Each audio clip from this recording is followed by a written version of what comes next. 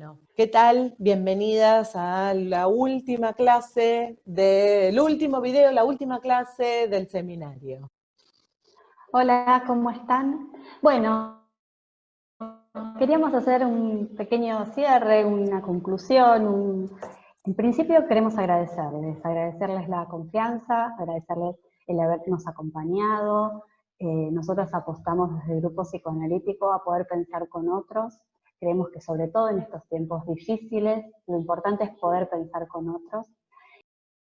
Sí, estuvimos tratando de recordar un poco qué fue lo que pasó en este tiempo, ¿no? Y algo de esto creo que lo hemos podido trabajar, como el tiempo en esta situación de pandemia, de aislamiento, cobra otro sentido totalmente distinto, como esta situación de aislamiento, situación de pandemia, de coronavirus, nos enfrentó a situaciones muy difíciles, no solamente en lo personal, sino también en lo profesional, que nos obligó a tomar ciertas medidas que creíamos que no se podían o que no eran capaces o psicoanalíticas, y bueno, cómo entre todos pudimos ir pensando y pudimos ir elaborando ciertas formulaciones que nos van avalando y nos van permitiendo seguir pensando, seguir trabajando y tener en cuenta esta situación, pero también no perder aquello más propio del psicoanálisis, aquello que venimos trabajando, que es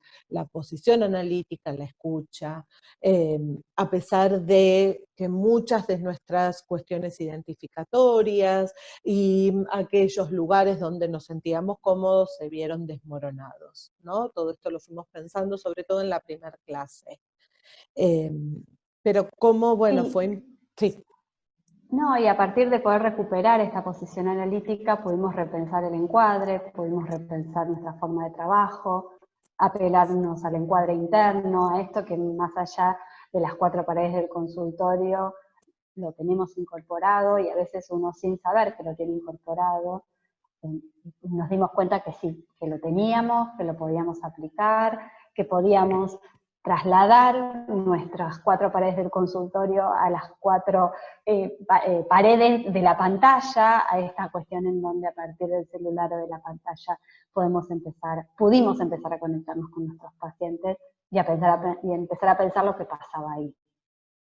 Sí, y tratando de hacer un poquito de memoria de lo que fue sucediendo en este mes de trabajo, creímos que era importante empezar trabajando con los padres, ya que acá en la pantalla, como en el consultorio, siempre que uno trabaja con niños necesita de los padres. Volvemos a recordar aquello que dijimos en un primer momento. Cuando hablamos de padres nos referimos a aquellos adultos responsables del niño, que generalizamos con esta palabra, pero que son aquellos adultos responsables.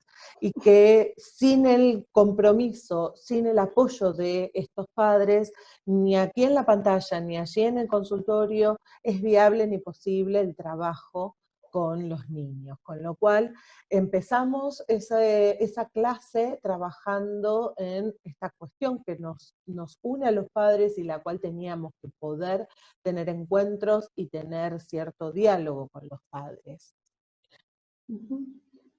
Sí, y ahí pensamos también en consultas nuevas, en cómo manejar un primer encuentro con padres que conocíamos en ese momento, o los primeros encuentros con los padres de nuestros pacientes que ya estaban, cómo reencuadrar esa situación, cómo poder habilitar esa posibilidad de trabajo también en las pantallas. Y también empezamos a pensar en las dificultades que se desplegaban, padres que intervenían, padres que se metían, que querían controlar la situación, y cómo tratar de transformar esa dificultad en una escena, ser interpretada, ser entendida, a no enojarnos con esto que pasaba, sino poder transformarlo en algo capaz de ser analizado y de ser pensado. Pero como esta situación de los padres fue lo más fácil, por llamarlo de alguna manera, si es que hubo algo fácil en este tiempo, creíamos que también la dificultad más seria o más difícil era de poder vincularnos con el niño a través de la pantalla. y qué pasaba con aquellos niños con los cuales no nos conocíamos ni teníamos ningún tipo de experiencia presencial y que podían llegar en este momento a la consulta. Y lo primero que nos saltaba como una señal de alerta era esta cuestión de la gravedad de la situación, ¿no? De tener presente que si los padres en este momento, a pesar de toda esta situación, deciden consultar, es porque hay algo de qué ocuparse y algo que no puede esperar. Con lo cual había que tener cierto ojo, cierta recepción a esto para poder recibir algo que, bueno, posiblemente nos iba a llevar mucho tiempo o cabeza o líbido ocuparnos.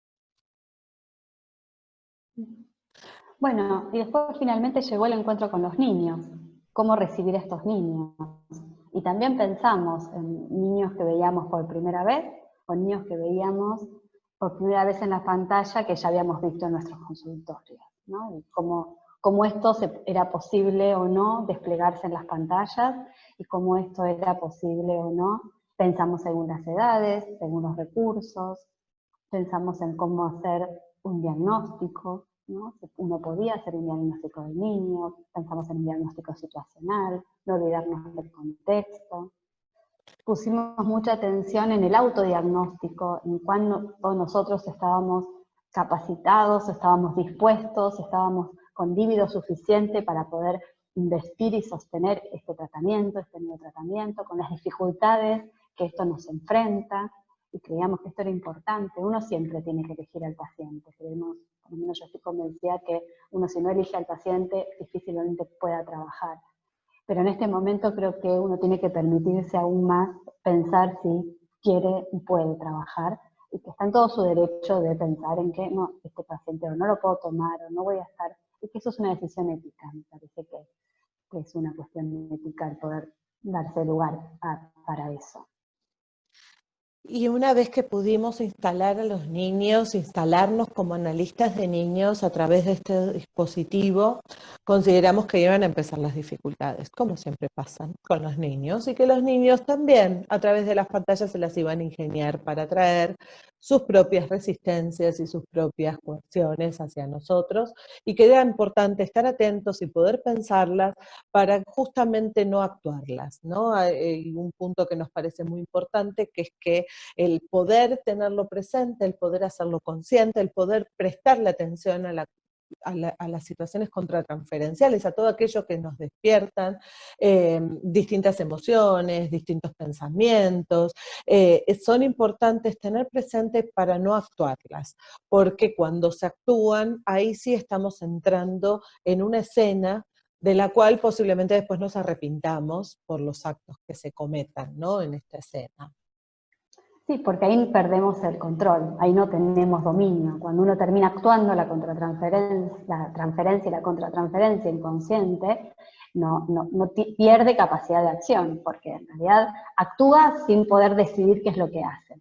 Es distinto uno jugar un rol siendo consciente de en qué rol nos pone ese paciente, qué rol cumplimos en la transferencia de ese paciente, y actuar desde ahí sabiendo qué es lo que estamos haciendo, que cuando actuamos inconscientemente esta cuestión, que nos pasa, y nos va a pasar siempre.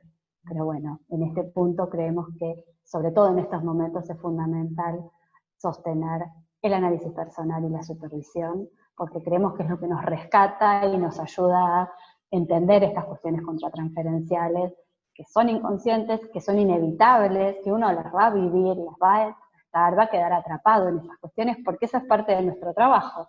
Pero bueno, tenemos que buscar pensar con otros, y creo que el análisis personal y la supervisión es un lugar privilegiado para poder pensar en ese paciente y en nosotros mismos, para poder resolver estas cuestiones que inevitablemente vamos a terminar jugando con nuestros pacientes. Por eso sabemos que estas formas de encuentro con los niños, con los padres, con los adultos, entre nosotros, no son equivalentes a los encuentros presenciales, no se pueden superponer en el sentido que son exactamente iguales o que son totalmente prescindibles unas de otras, consideramos que son distintas, que algunas dan posibilidades de una cosa y otras de otra, pero creemos que lo importante en todo esto, sobre todo en este momento de aislamiento, es no sentirnos más aislados. Bueno, nos Bueno, vamos a despedir, llegamos hasta acá, invictos, sanos, me parece, saludables, siguiendo este proceso de pensamiento, de trabajo, así que les deseamos que puedan llegar al fin de estas cuarentenas o aislamientos y que bueno, que todos puedan seguir trabajando adecuadamente. bueno, nos vemos pronto. Ojalá que podamos tener un encuentro virtual presencial y podamos vernos las caras. Les mando Hasta un luego. beso y nos Chao. vemos.